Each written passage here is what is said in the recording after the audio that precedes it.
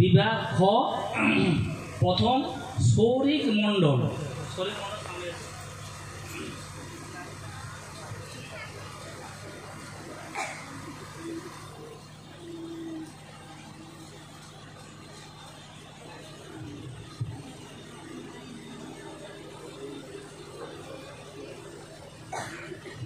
অনুরোধ করব কুলদীপ বাবু, যাকে আমরা বিচারপতি রূপে আজকে পেয়েছি, তাকে অনুরোধ করব সামনে আসবেন একটা বাচ্চাদেরকে উৎসাহিত করবার জন্য তার করকমলে হাততালি দিয়ে উৎসাহিত করুন, সার্টিফিকেট এবং প্রাইজ প্রদান করবেন।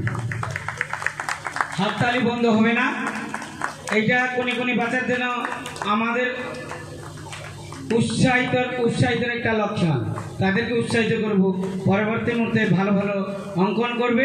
এবং দ্বিতীয় মিতালি মাঝি,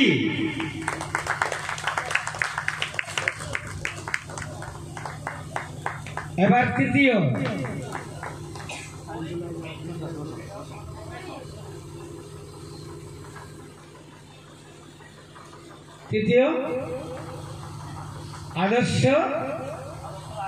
আদর্শ রায়। এইরকম এর নাম আছে আদর্শ। আমরা সকলে আশা করব ভগবানের চরণে এই আদর্শ ছাত্র হয়। আদর্শ রায়, আপনাকে অনুরোধ করা হয়েছে এই সিটে বসুন, আর দু চারটা আছে দিয়ে দিবেন, তারপর যাবেন।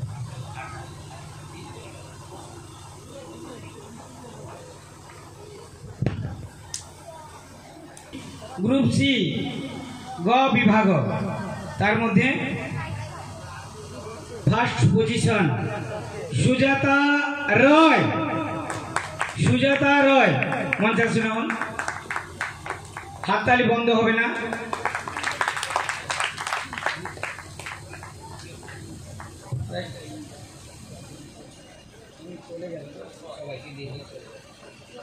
সুজাতা রয়, কুলদীপ বাবুকে অনুরোধ করছি তার করকমলে সুজাতা রয়কে তার পুরস্কার এবং মানপত্র প্রদান করবেন। সুজাতা রয়। দ্বিতীয় পজিশন পুনম ধারা।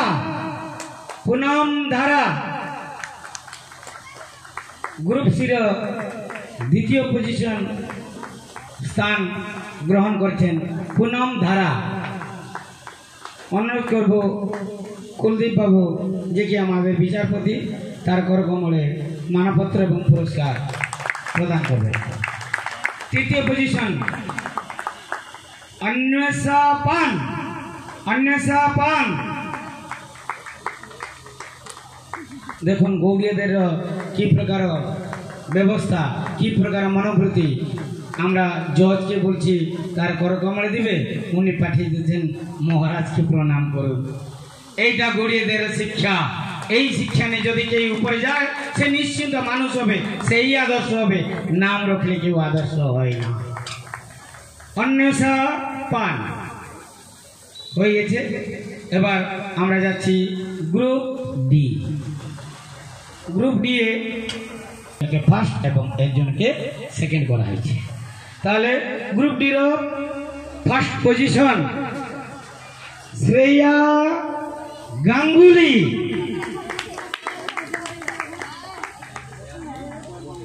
ওকে, শ্রেয়া অনুপস্থিত, তার বোন উপস্থিত আছে। আমি অনুরোধ করব তার বোনকে মঞ্চাসীন হয় আমাদের বিচারপতি দিকে নিয়ে যাবেন।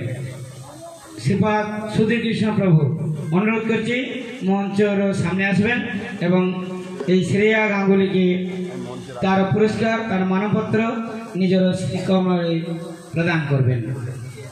শ্রেয়া গাঙ্গুলি, তার বোন নিচি অনুপস্থিত এই উদ্দেশ্যে।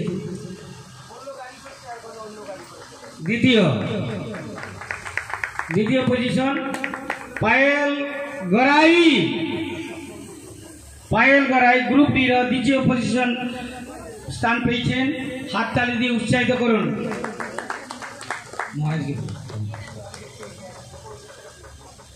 পায়েল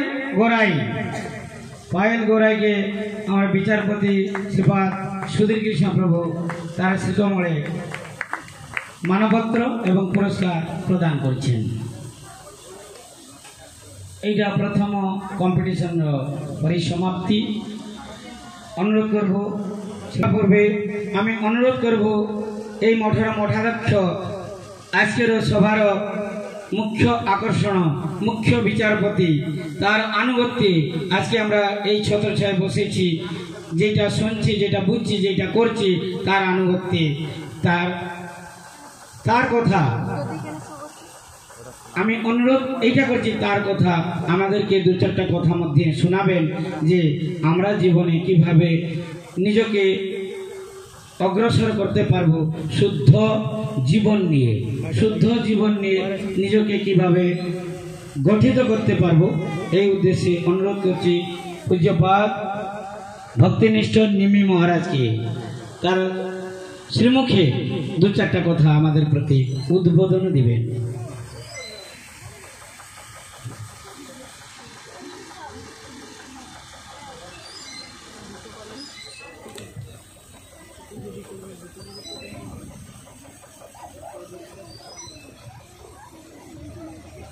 হরে কৃষ্ণ। আজকে আমাদের যে প্রতিযোগিতা প্রোগ্রাম চলছে, এতে যারা অংশগ্রহণ করেছেন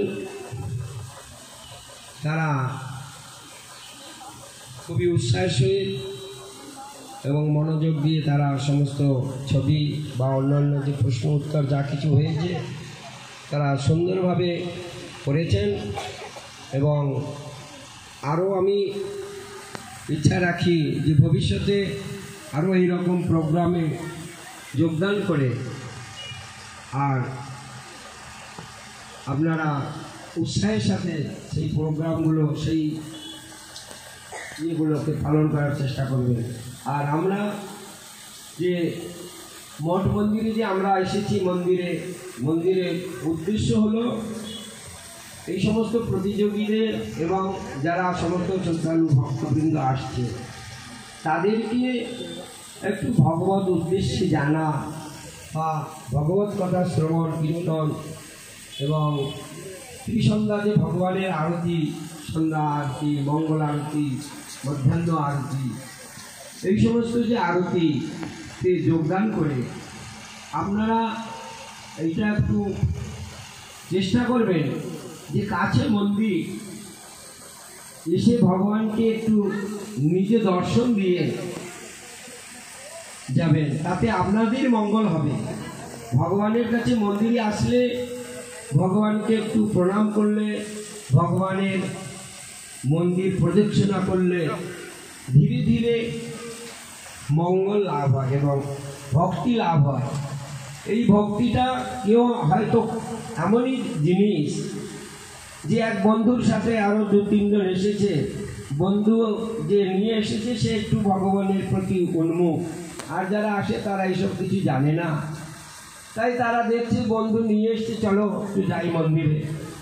মন্দিরে এসেছে, মন্দিরে এসে দেখলো বন্ধু এসে একদম সাষ্টাঙ্গে প্রণাম করছে। তার সাথে যে আসছে সে কিছুই জানে না যে প্রণাম ঠাকুরের সাথে এসে সাষ্টাঙ্গে প্রণাম করতে হয়, মন্দিরকে চারবার পরিক্রমা করতে হয়, তুলসী প্রণাম করতে হয়, তুলসী পরিক্রমা করতে হয়, ভগবানের চরণামৃত গ্রহণ করতে হয়।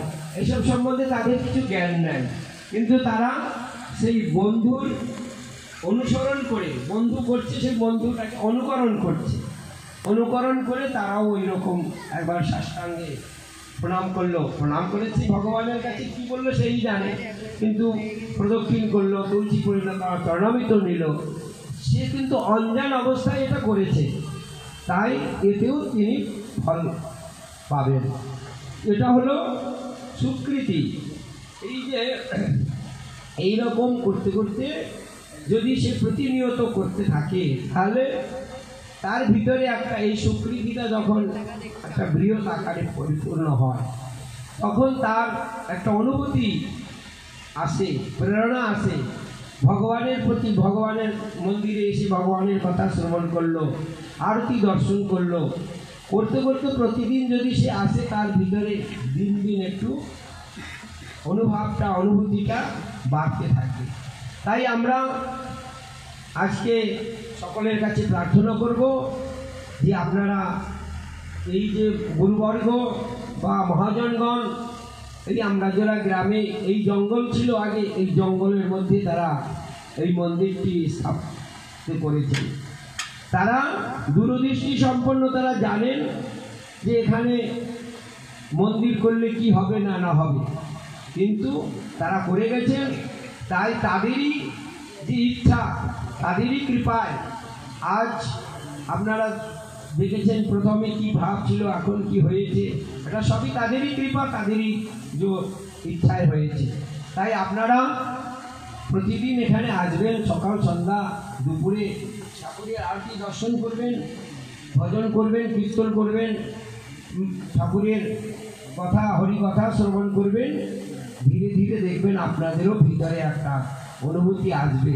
একদিন আসলেন, 2 দিন আসলেন, সকালে ভোরে উঠে, ভোরে তো 7টা পর্যন্ত শুয়ে থাকে, কিন্তু অনেকে বলছে না ভোরে ভোরে উঠে স্নান করে চলে এসেছি, কিন্তু সারাদিনটা আমার ভালোই যাচ্ছে। হ্যাঁ, এইভাবে তাদের ভিতরে একটা অনুশোচনা আসলে তখন সে নিশ্চয়ই সে ওই ঘুম আলসতা বর্জন করে তিনি স্নান ধ্যান করে ঠাকুরকে দর্শন করতে থাকবেন। ঠাকুরকে দর্শন করা মানে নিজের চিত্তটাকে ওই দর্শন করতে করতে নিজের যে একটা চিত্তের ভিতরে যে মলিনতা বা তার যে একটা অলসতা, সেটা ধীরে ধীরে কেটে যাবে। তাই আমি আগ্রহ করব আপনারা প্রতিদিন এখানে আসবেন, ঠাকুরের কথা শ্রবণ করবেন। এখানে আসলে আপনাদের ক্ষতি হবে না, লোকসান হবে না। হ্যাঁ, এখানে আসলে লাভই হবে, মঙ্গলই লাভ করবেন, ভক্তি লাভ করতে পারবেন।